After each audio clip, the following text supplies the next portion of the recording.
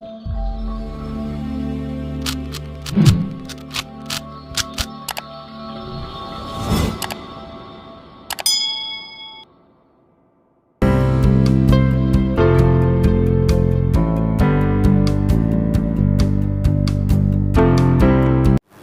morning students.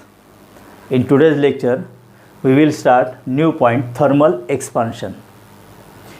Expansion, that means increase in dimension of the body. Thermal expansion का मतलब क्या होता है कि if we provide heat energy to any object then its dimension increases, that is known as thermal expansion. Okay, वैसे thermal contraction भी होता है. तो जो थर्मल एक्सपांशन के इक्वेशंस होंगे या कंडीशंस होंगे वही इन रिवर्स ऑर्डर हम थर्मल कॉन्ट्रैक्शन के लिए भी अप्लाई कर सकते हैं. तो थर्मल एक्सपांशन का मतलब क्या होता है, if heat is given to the body, okay, तो after absorbing heat the size of the object increases, that means dimension increases. जैसे कि लेंथ ऑफ द बॉडी में increase, its surface area increase, also volume increases. If you consider a cube, तो cube को अगर हम heat provide करते from all side uniformly, है ना, जैसे अगर एक क्यूब है and hot steam is provided from all side, तो heat energy is provided to the cube from all side uniformly. तो ऐसे इसमें क्या होगा कि उसकी लेंथ इंक्रीज़ होगी, सरफेस एरिया भी इंक्रीज़ होगा और वॉल्यूम भी इंक्रीज़ होगा. So all types of expansion takes place in cube. तो अगर बॉडी का नेचर इलोंगेटेड है, वायर या फिर रॉड, तो वहाँ पर उसकी लेंथ इंक्रीज़ होगी. अगर मेटल प्लेट है, स्क्वायर प्लेट है या फिर मेटल प्लेट है, सर्कुलर प्लेट, तो वहाँ पर हीट एनर्जी अगर प्रोवाइड करते हैं तो उसका सरफेस एरिया इंक्रीज़ होगा. या फिर 3 डायमेंशनल बॉडी है और हीट एब्जॉर्ब करने के बाद उसका वॉल्यूम इंक्रीज़ होगा. So there are mainly 3 types of expansion. If expansion takes place along the length, it is known as linear expansion of solid. अगर वहाँ पर expansion होता है to the surface area, so that is known as aerial expansion. अगर expansion volume में होता है heat absorb करने के बाद, this is known as volume expansion. So thermal expansion are of 3 types: linear expansion, aerial expansion and volume expansion. Okay, तो thermal expansion का मतलब क्या होता है कि if heat is provide to the body then its dimension increases. In reverse, if the object is cool down then its dimension contracts. Okay, तो इसमें actually क्या होता है, देखिए कि अगर बॉडी को हम हीट प्रोवाइड करते स्टूडेंट, तो मान लेते हैं 20 डिग्री सेल्सियस पर एक बॉडी है. ओके, जब हीट हम उसको प्रोवाइड करते हैं, that means the temperature of the body increases from 20 degree Celsius to 30 degree Celsius for example. तो ऐसे इसमें क्या होता है कि heat absorb by each molecules and उनका जो एम्पलीट्यूड ऑफ ऑसिलेशन होता है वो इंक्रीज़ हो जाता है. मतलब distance between 2 molecules increases and इसके वजह से वहाँ पर एक्सपांशन होता है. इससे उल्टा क्या होगा, अगर हम बॉडी को कूल करते हैं from 30 degree Celsius to 20 degree Celsius पर, तो वहाँ पर heat is withdraw. During cooling क्या होता है कि heat is given out from the body to the surrounding. तो ऐसे इसमें फिर वाइब्रेशनल एनर्जी कम हो जाती है, amplitude of oscillation of the molecules कम हो जाएगा, मतलब distance between the molecules decreases and therefore the body contracts. So this is known as thermal expansion, thermal contraction. So there are mainly 3 types of thermal expansion. Number 1, linear expansion. Linear expansion. Second, aerial expansion. Aerial expansion. And number 3, volume expansion. Volume expansion. Okay, तो एक एक करके हम detail यहाँ पर इसके formulas discuss करते हैं स्टूडेंट. देखिए, number one linear expansion. Linear expansion. Okay, तो लीनियर एक्सपांशन मतलब किसी सॉलिड को अगर हम हीट प्रोवाइड करते, but the shape of the solid may be elongated, that is wire, rod etcetera. Okay, अगर एक्सपेंशन अलॉन्ग द लेंथ होती है तो that is known as linear expansion. चलिए यहाँ पर एक मेटल रॉड हम कंसिडर करते हैं student. Consider a metal rod. Okay, this is metal rod. Consider एक मेटल रॉड है और जिसकी लेंथ है यहाँ पर L0 एट 0 डिग्री सेल्सियस. मतलब ये रॉड कौन से टेम्परेचर पर है? 0 डिग्री सेल्सियस पर स्टूडेंट. ओके, और उसकी लेंथ L0 है एट 0 डिग्री सेल्सियस. नो, अगर इसको हम हीट प्रोवाइड करते हैं, heat is supplied, heat is supplied. Okay, तो वहाँ पर उसकी लेंथ इंक्रीज होगी. Let its length increases. Suppose यहाँ पर इसकी लेंथ इंक्रीज हो गई. Okay, now this length of the rod is LT at T degree Celsius.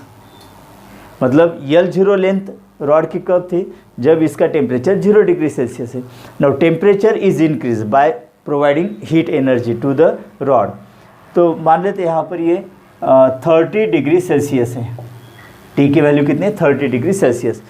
तो length of the rod increase होगी. Let LT be the length of the rod at T degree Celsius.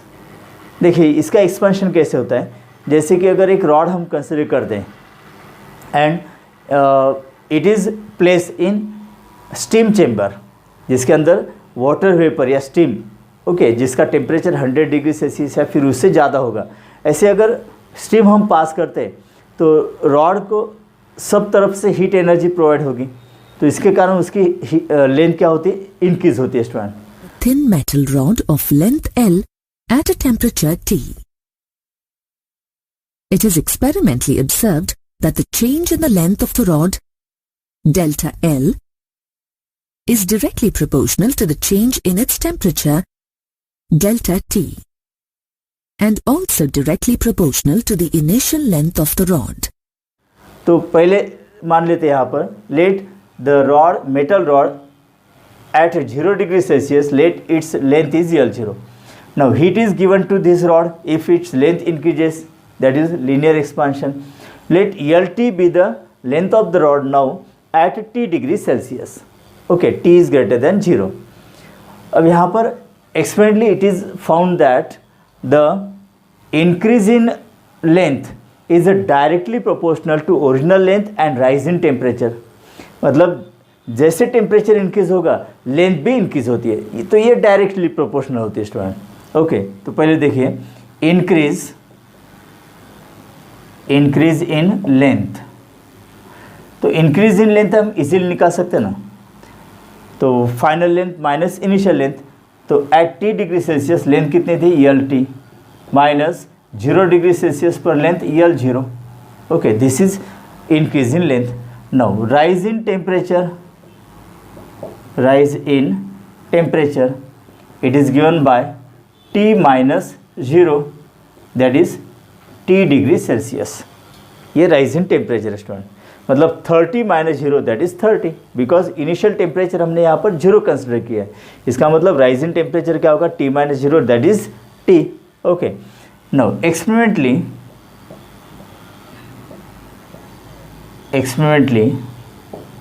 it is found that जैसे हम temperature increase करेंगे उसकी length increase होगी. तो increase in length and rise in temperature directly proportional है. Okay, तो experimentally it is found that increase in length directly proportional to original length at which temperature? 0 degree Celsius into rise in temperature. अब increase in length क्या होगी यहाँ पर? LT minus L0. सो यहाँ पर LT minus L0 ऐसे हम लिखेंगे. Okay, directly proportional to original length at 0 degree Celsius that is L0 into rise in temperature T minus 0.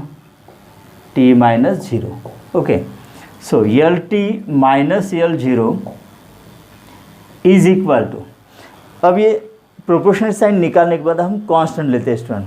So let that constant is alpha L zero T minus zero that is T. ये formula होगा where alpha is, alpha का मतलब क्या होगा यहाँ पर, proportionality constant. That means coefficient of linear expansion of this metal rod, coefficient of linear expansion. Okay, so coefficient of linear expansion के लिए फार्मूला क्या होगा देखिए, alpha is equal to, okay L zero T इधर लाते हैं हम denominator, तो ये L T minus L zero divided by L zero into T. Let this is equation number 1. तो अल्फ़ा की डेफिनेशन कैसे करेंगे हम, देखिए alpha is equal to L T minus L zero मतलब इंक्रीज इन लेंथ है ना, यल जीरो का मतलब original length at 0 degree Celsius and T का मतलब होता है rise in temperature.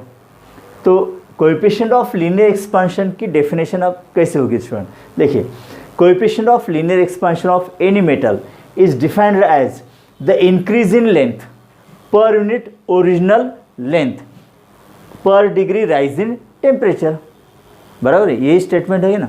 L T minus L zero मतलब increase in length, okay L zero original length at 0 degree Celsius, T मतलब राइज इन टेम्परेचर. ओके देखिए फिर से एक बार इसकी definition, coefficient of linear expansion of metal is defined as the increase in length per unit original length at 0 degree Celsius per degree rise in temperature.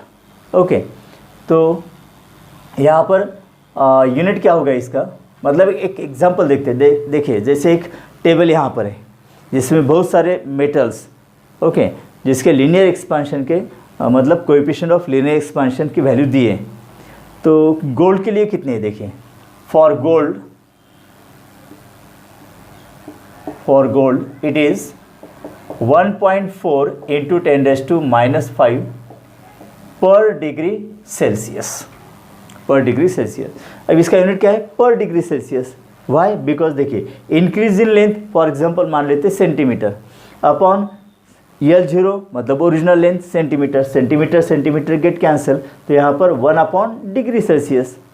अगर हम degree Celsius में temperature यहाँ पर लेते तो फिर कोएफिशिएंट ऑफ लीनियर एक्सपेंशन का unit क्या होगा, पर डिग्री सेल्सियस. देखिए गोल्ड के लिए हमने यहाँ पर एग्जांपल लिखा है alpha is equal to 1.4 into 10⁻⁵ per degree Celsius. देखिए इसका ऑर्डर ऑफ मैग्नीट्यूड कितना है, 10⁻⁵, मतलब अल्फ़ा की वैल्यू बहुत ही कम होती है. अब 10⁻⁵ ऑर्डर ऑफ मैग्नीट्यूड है स्टूडेंट, तो इसको हम कैसे लिखेंगे फिर 0.00, देखिए यहाँ पर क्या होगा, ये 0.00014 पर डिग्री सेल्सियस ये वैल्यू होगी ना स्टूडेंट. मतलब यहाँ पर देखिए अगर ये डेसिमल पॉइंट हम 1 के बाद लाते हैं तो 1 2 3 4 5, इसलिए 10⁻⁵. सो alpha has very small value, alpha has very small value, बहुत ही निग्लिजिबल वैल्यू होती है. बिकॉज ऑर्डर ऑफ मैग्नीट्यूड क्या है, 10⁻⁵, कहीं पर 10⁻⁴ -6 होता है. ओके चलिए, तो ये अल्फ़ा मतलब coefficient of linear expansion, right. अब देखिए from this equation L T is equal to, अब ये माइनस यल जीरो अगर इधर लाते हैं राइट साइड तो ये प्लस हो जाएगा, तो L zero plus alpha L zero T.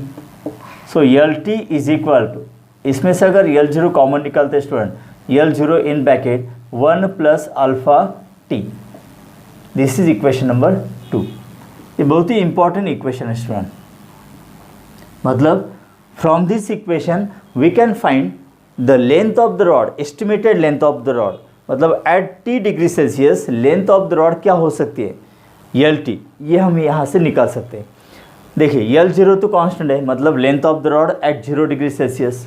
Okay alpha मतलब कोएफिशिएंट ऑफ लीनियर एक्सपांशन, किसी भी मेटल के लिए अब ये वैल्यू कांस्टेंट होती है स्टूडेंट. मतलब अगर हमें टी पता होता है तो यल टी की वैल्यू हम यहाँ से निकाल सकते हैं स्टूडेंट। ओके, यल टी की वैल्यू यहाँ से निकाल सकते हैं। L T is equal to L zero in bracket 1 plus alpha T, right. लेकिन देखिए इसमें एक दिक्कत कौन सी है, परेशानी कौन सी है, देखिए कि यल जीरो का मतलब होता है length of the rod at 0 degree Celsius. Now it is very inconvenient while performing experiment at every time we have to know the value of L zero. अगर इसकी लेंथ यहाँ पर चेंज कर देते, मेटल रॉड बदल देते, तो पहले हमें क्या करना होगा कि यल जीरो की वैल्यू फाइंड आउट करनी होगी। तो इसका मतलब क्या होगा कि उस मेटल रॉड को हमें 0 डिग्री सेल्सियस पर टेम्परेचर पर बहुत देर तक रखना होगा और उसकी जो फाइनल लेंथ होगी दैट इज़ यल जीरो। तो ये हर वक्त ऐसा पॉसिबल नहीं है ना, तो यहाँ पर हम इस इक्वेशन को चेंज कर सकते हैं।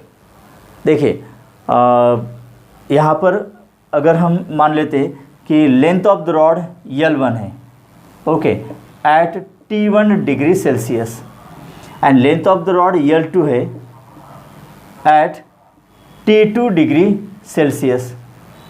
तो 0 डिग्री सेल्सियस का काम ही नहीं यहाँ पर, 0 डिग्री सेल्सियस का काम ही नहीं यहाँ पर, बिकॉज T1 मान लेते हैं हम 30 डिग्री सेल्सियस है, T2 50 डिग्री सेल्सियस। तो दोनों टेम्परेचर हम इजीली ऑप्टेन कर सकते हैं ना, और वहाँ पर लेंथ हम मेजर कर सकते हैं। तो L1 L2 T1 T2 के बीच रिलेशन हमें ऑप्टेन करना है स्टूडेंट। ओके, तो देखते हैं यहाँ पर let L1 be the length of the rod at T1 degree Celsius.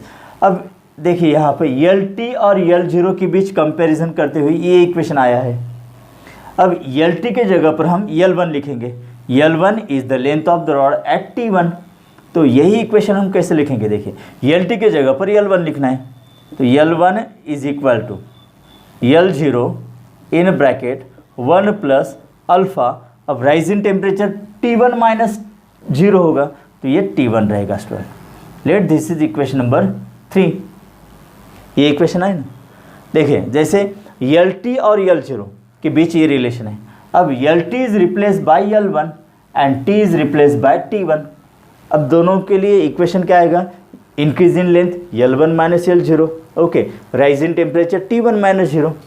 तो इक्वेशन क्या होगा, LT के जगह पर L1 लिखा है हमने, है ना, L0 as it is L0 1 plus alpha T के जगह पर T1 लिखा है।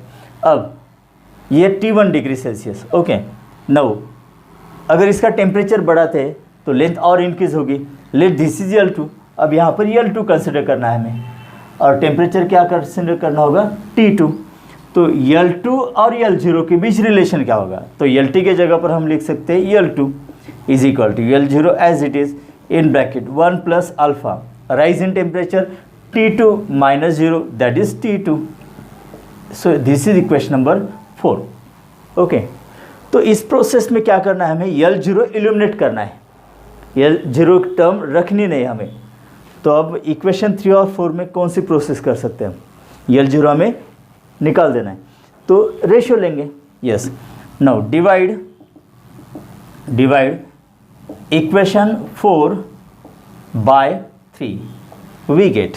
देखिए ये इक्वेशन 4 को इक्वेशन 3 से डिवाइड करते, तो left hand side L2 divided by L1 is equal to L0 in bracket 1 alpha T2 divided by L0 in bracket 1 plus alpha T1।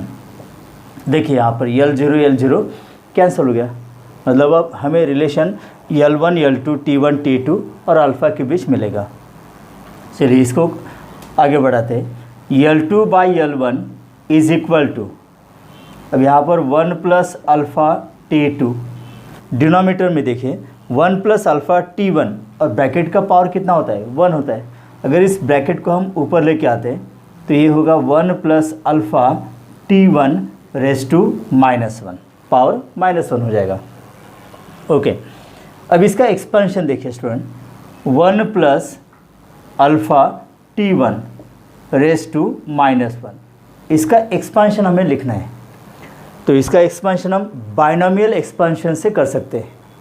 देखिए 1 माइनस अल्फ़ा T1 प्लस आगे के टर्म्स क्या होंगे, फिर हायर पावर्स ऑफ अल्फ़ा होंगे। जैसे कि यहाँ पर थर्ड टर्म में होगा अल्फ़ा स्क्वायर T1 स्क्वायर, उसके बाद alpha cube T1 cube plus alpha raise to 4 T1 raise to 4। मतलब ये जो टर्म्स होंगे स्टूडेंट, ये टर्म्स क्या होंगे, हायर पावर्स ऑफ अल्फ़ा। और ये हम निगलेक्ट करेंगे। क्यों निगलेक्ट करेंगे, देखिए अल्फ़ा की वैल्यू यहाँ पर लिखिए 1.4 इंटू 10⁻⁵ या फिर 0.000014। देखिए 10⁻⁵ ऑर्डर ऑफ मैग्नीट्यूड, अगर उसका स्क्वायर लेते तो 10⁻10 होगा, उसका क्यूब लेते तो 10⁻15 होगा। Okay, already this value of alpha is very very small, तो उसका स्क्वायर क्यूब और भी निग्लिजिबल रहेगा ना, तो इसलिए हम यहाँ पर ये टर्म्स निगलेक्ट करने वाले। मतलब the terms containing higher powers of alpha can be neglected, इसको हमें निगलेक्ट करना है यहाँ पर, मतलब ये टर्म्स निगलेक्ट करने वाले। तो इसका एक्सपांशन सिर्फ इतना ही लिखना है student, 1 minus alpha T1। Okay, तो चलिए यहाँ पर नेक्स्ट स्टेप क्या होगी, L2 by L1 is equal to 1 plus alpha T2 in another bracket. अब 1 plus alpha T1 raise to -1, इसका एक्सपेंशन क्या होगा, 1 minus alpha T1, 1 minus alpha T1। Okay, अब L2 by L1 is equal to 1 से पहले multiply करेंगे, 1 into 1 1, 1 into plus alpha T2 plus alpha T2। Okay, अब minus alpha T1 से multiply करना है, minus alpha T1 into 1 minus alpha T1, minus alpha T1 into plus alpha T2 that is minus alpha into alpha, alpha square T1 T2। Okay, so L2 by L1 is equal to 1 plus, अब यहाँ पर देखिए second और third term में alpha common निकलेगा student, तो alpha common निकालते हैं तो ब्रैकेट में क्या होगा फिर T2 माइनस T1। ओके, और ये थर्ड टर्म हम निगलेक्ट करने वाले, why, because it contains alpha square that is higher power of alpha. Okay, तो terms containing higher powers of alpha can be neglected, तो ये थर्ड यहाँ पर ये लास्ट टर्म निगलेक्ट होगी student. No, L2 is equal to L1, अब ये पूरा टर्म यहाँ पर ब्रैकेट में लिखते हैं हम, 1 plus alpha T2 minus T1। Okay, now this is the very important equation. This is equation number 5. Now equation number 5 and equation number 1 are correlated, एक जैसे ही सिमिलर है। देखिए L0 मतलब original length at 0 degree Celsius, यहाँ पर L1 that is length of the rod at T1 degree Celsius, 1 1 plus alpha. Okay, अब यहाँ पर T का मतलब क्या है, rise in temperature, T minus 0 that is T, है ना, तो यहाँ पर राइज इन टेम्परेचर ही होगा ना, T2 minus T1 that means rise in temperature. Okay, and L2 का मतलब length of the rod at T2 degree Celsius, जैसे LT यहाँ पर length of the rod at T degree Celsius. तो similar equation है, लेकिन इक्वेशन नंबर 5 के अंदर L0 टर्म नहीं है, तो यहाँ पर जो दिक्कत थी ओके कि हमें हर वक्त length of the rod 0 degree Celsius पर मेजर करना होता था, तो यहाँ पर ये परेशानी नहीं है।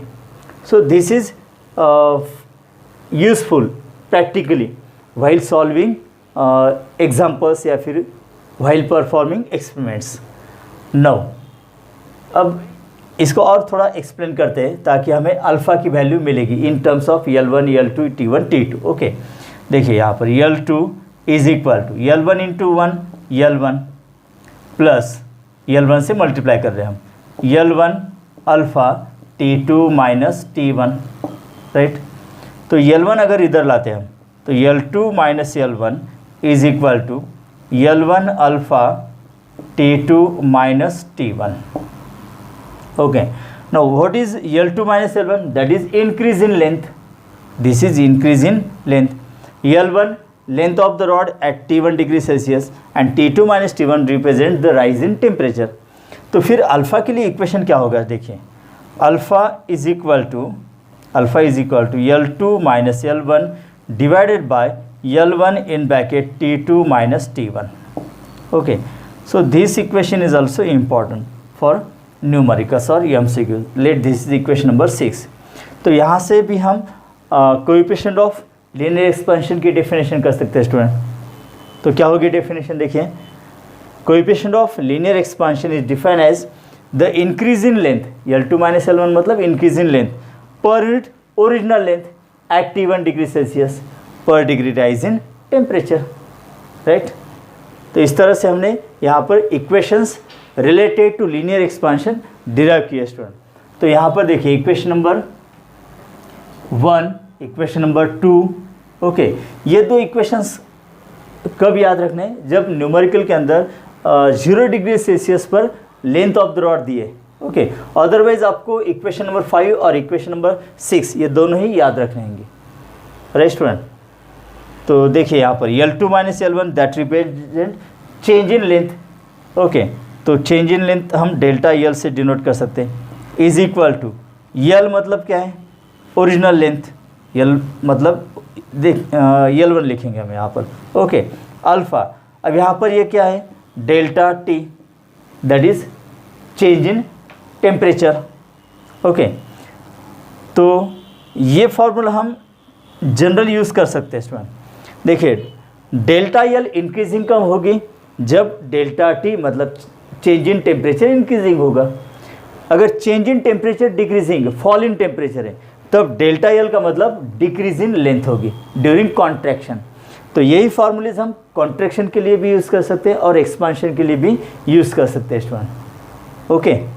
तो यहाँ पर फिर क्या होगा कि टेम्परेचर डिफरेंस जो होगा वो माइनस आ सकता है ना, इसलिए टेम्परेचर डिफरेंस हम कभी भी कैसे लेंगे, ज़्यादा टेम्परेचर माइनस कम टेम्परेचर, ओके स्टूडेंट। तो ये इक्वेशंस, या फिर alpha is equal to delta L divided by L1 delta T, ये भी इक्वेशन है यहाँ पर, ओके। इस तरह से हमने लीनियर एक्सपेंशन ये पार्ट कंप्लीट किया स्टूडेंट। तो equation number 5, equation number 6 are very very important, okay.